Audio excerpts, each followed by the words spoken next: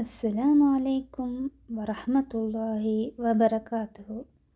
அன்பான சகோதர சகோதரிகளே, முன்னைய எபிசோடில் ஆதம் அலைஹிஸ்ஸலாம் அவர்களும் ஹவ்வா அலைஹிஸ்ஸலாம் அவர்களும் ஷைத்தானின் ஏமாற்றுதலால் தடை செய்யப்பட்ட மரத்தின் கனியை உண்டதையும் உடனடியாக அல்லாஹ்விடம் தௌபா செய்ததையும் அல்லாஹ் அவர்களின் தௌபாவை ஏற்றுக்கொண்டதையும் பார்த்தோம். ஆனால் ஒரு முக்கியமான கேள்வி எழுகிறது. அல்லாஹ் அவர்களை மன்னித்த பிறகும் ஏன் பூமிக்கு அனுப்பினான்? இதற்கான பதிலை அல்லாஹ் குர்ஆனிலேயே தருகிறான். அல்லாஹ் கூறுகிறான், நீங்கள் அனைவரும் இங்கிருந்து இறங்கிவிடுங்கள். உங்களில் ஒருவர் மற்றொருவருக்கு பகைவனாக இருப்பான். பூமியில் ஒரு குறிப்பிட்ட காலம் வரை உங்களுக்கு தங்குமிடமும் வாழ்வாதாரமும் உண்டு. மேலும் சூரத்துல் அஅராஃபிலும் அல்லாஹ் கூறுகிறான், அதிலேயே நீங்கள் வாழ்வீர்கள், அதிலேயே நீங்கள் மரணம் அடைவீர்கள், அதிலிருந்தே நீங்கள் மீண்டும் எழுப்பப்படுவீர்கள்.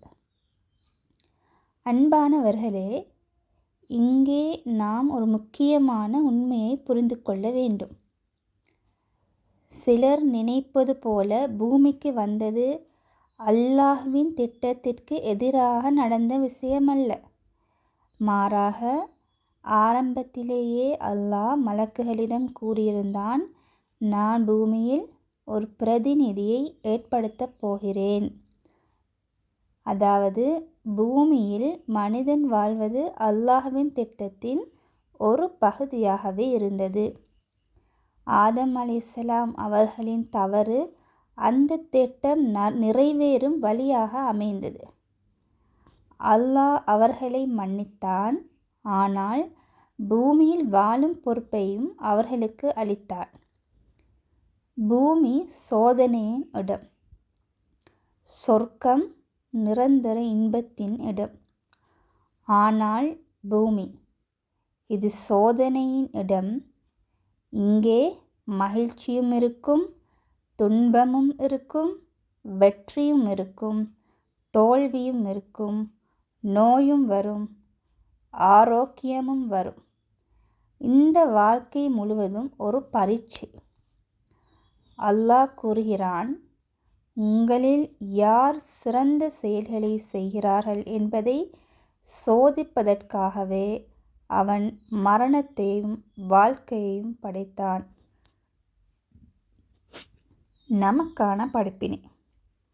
அன்பானவர்களே, நாம் இந்த உலகிற்கு வெறும் சாப்பிடவும் சம்பாதிக்கவும் மகிழ்ச்சியாக வாழவும் மட்டும் வரவில்லை.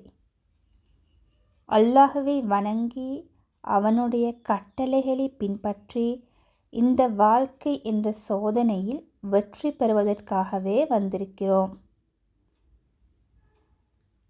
பகுதி 2இல் ஆதம் அலைஹிஸ்ஸலாம் மற்றும் ஹவ்வா அலைஹிஸ்ஸலாம் அவர்கள் பூமியில் எங்கு இறக்கப்பட்டார்கள், இலங்கை ஸ்ரீபாதம் பற்றிய கதை உண்மையா, குர்ஆன் மற்றும் சஹீஹ் ஹதீஸ் இதை பற்றி என்ன கூறுகின்றன என்பதை ஆதாரபூர்வமாக பார்ப்போம் இன்ஷா அல்லாஹ். முந்தைய பகுதியில் அல்லாஹ் ஆதம் அலைஹிஸ்ஸலாம் அவர்களையும் ஹவ்வா அலைஹிஸ்ஸலாம் அவர்களையும் பூமிக்கு அனுப்பியது ஒரு தண்டனை மட்டுமல்ல, ஆரம்பத்திலிருந்தே அல்லாஹ்வின் திட்டத்தின் ஒரு பகுதி என்பதையும் பார்த்தோம். இப்போது ஒரு கேள்வி. ஆதம் அலைஹிஸ்ஸலாம் அவர்கள் பூமியில் எந்த இடத்தில் இறக்கப்பட்டார்கள்? இது மிகவும் பிரபலமான கேள்வி.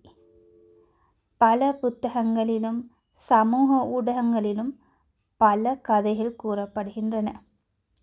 சிலர் ஆதம் அலைஹிஸ்ஸலாம் அவர்கள் இலங்கையில் ஸ்ரீபாதம், ஆதம் ஸ்பீக்னு சொல்வோம், அங்கு இறக்கப்பட்டார்கள் என்று கூறுகிறார்கள். வேறு சிலர் இந்தியாவில் இறக்கப்பட்டார்கள் என்று கூறுகிறார்கள். இன்னும் சிலர் ஹவ்வா அலைஹிஸ்ஸலாம் அவர்கள் வேறு இடத்தில் இறக்கப்பட்டார்கள் என்று கூறுகிறார்கள். ஆனால் குர்ஆன் என்ன கூறுகிறது? குர்ஆன் அவர்கள் பூமிக்கு இறக்கப்பட்டார்கள் என்று மட்டும் கூறுகிறது. எந்த நாடு, எந்த மலை, எந்த நகரம் என்று எங்கும் குறிப்பிடவில்லை. சஹீஹ் ஹதீஸில் என்ன வருகிறது? சஹீஹுல் புகாரி, சஹீஹ் முஸ்லிம் போன்ற நம்பகமான ஹதீஸ் நூல்களிலும் அவர்கள் எந்த இடத்தில் இறக்கப்பட்டார்கள் என்று உறுதியான தகவல் இல்லை. அன்பானவர்களே, அதனால் ஆதம் அலைஹிஸ்ஸலாம் அவர்கள் இலங்கையில் தான் இறக்கப்பட்டார்கள் அல்லது இந்தியாவில் தான் இறக்கப்பட்டார்கள் என்று உறுதியாக கூறுவது சரியானது அல்ல. சில வரலாற்று நூல்களில் அல்லது தப்சீர்களில் இப்படிப்பட்ட செய்திகள் காணப்படுகின்றன. ஆனால் அவை சஹீஹான ஆதாரங்களால் உறுதிப்படுத்தப்படவில்லை. எனவே ஒரு முஸ்லிமாக நாம் அல்லாஹ்வும் அவனுடைய தூதரும் ஸல்லல்லாஹு அலைஹி வஸல்லம் அவர்கள் உறுதியாக கூறிய அளவுக்கே பேச வேண்டும். இதுதான் அறிவின் நேர்மையும் இஸ்லாமிய ஒழுக்கமும். நமக்கான ஒரு பெரிய பாடம். இன்று சமூக ஊடகங்களில் பல தகவல்கள் வேகமாக பரவுகின்றன. ஆனால் ஒவ்வொரு தகவலும் உண்மையாக இருக்க வேண்டிய அவசியமில்லை. அதனால்தான் அல்லாஹ் கூறுகிறான், ஒரு பாவி உங்களிடம் ஒரு செய்தியை கொண்டு வந்தால் அதை நன்கு சரிபார்த்து கொள்ளுங்கள். இது ஆதம் அலைஹிஸ்ஸலாம் அவர்களின் வரலாற்றுக்கு மட்டுமல்ல, நமது அன்றாட வாழ்க்கைக்கும் பொருந்தும். எந்த செய்தியையும் உடனே நம்பாமல் அதன் ஆதாரத்தை பார்க்க வேண்டும். அதுவே ஒரு முஃமினின் பண்பு. பகுதி 3இல் பூமியில் ஆதம் அலைஹிஸ்ஸலாம் அவர்களின் முதல் வாழ்க்கை எப்படி ஆரம்பமானது, அல்லாஹ் மனிதர்களுக்கு அளித்த முதல் வழிகாட்டுதல், பூமியில் மனிதனின் உண்மையான நோக்கம் என்ன என்பதை குர்ஆன் மற்றும் சஹீஹ் ஹதீஸ்களின் அடிப்படையில் விரிவாக பார்ப்போம் இன்ஷா அல்லாஹ்.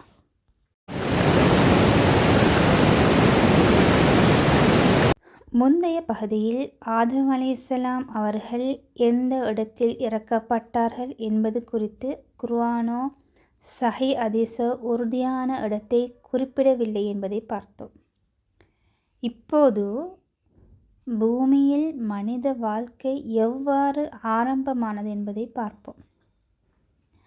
அன்பானவர்களே, பூமிக்கு வந்தவுடன் ஆதம் அலைஹிஸ்ஸலாம் அவர்கள் ஒரு புதிய வாழ்க்கையை ஆரம்பித்தார்கள்.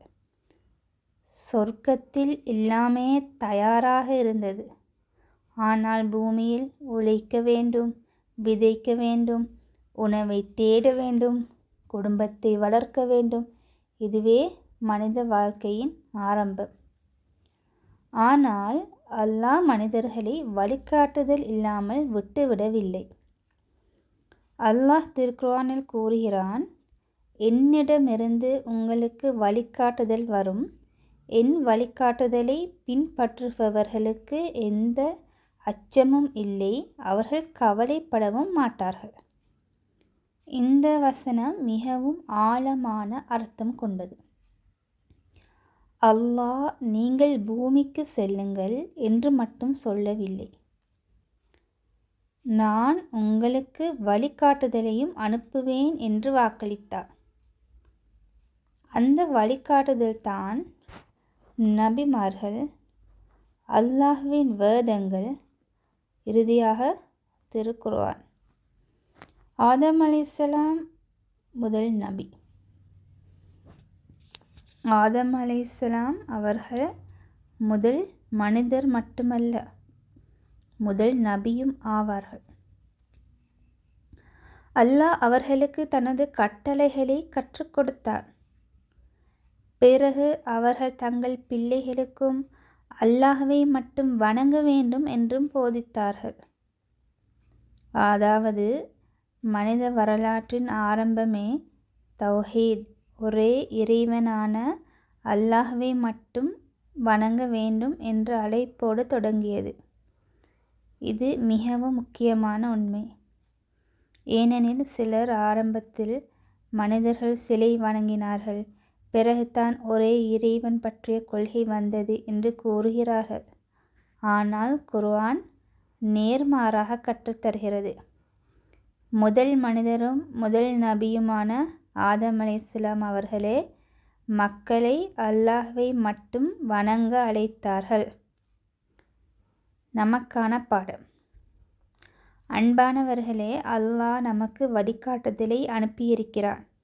அந்த வழிகாட்டுதலை பின்பற்றினால் மன அமைதி கிடைக்கும், மறுமையில் வெற்றி கிடைக்கும்.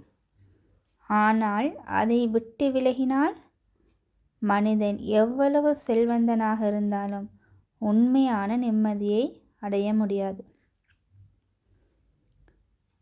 பகுதி 4 இறுதி பகுதியில் ஆதம் அலைஹிஸ்ஸலாம் அவர்களின் பிள்ளைகள், மனித குலத்தின் ஆரம்பம், இந்த எபிசோடிலிருந்து நாம் கற்றுக்கொள்ள வேண்டிய முக்கிய வாழ்க்கை பாடங்கள், எபிசோட் 5க்கான அறிமுகம், காபீல் மற்றும் ஹாபீல், காயின் மற்றும் ஆபேல் சம்பவம், குர்ஆன் கூறும் வரலாறு, இவற்றை குர்ஆன் மற்றும் சஹீஹ் ஹதீஸ்களின் அடிப்படையில் விரிவாக பார்ப்போம் இன்ஷா அல்லாஹ்.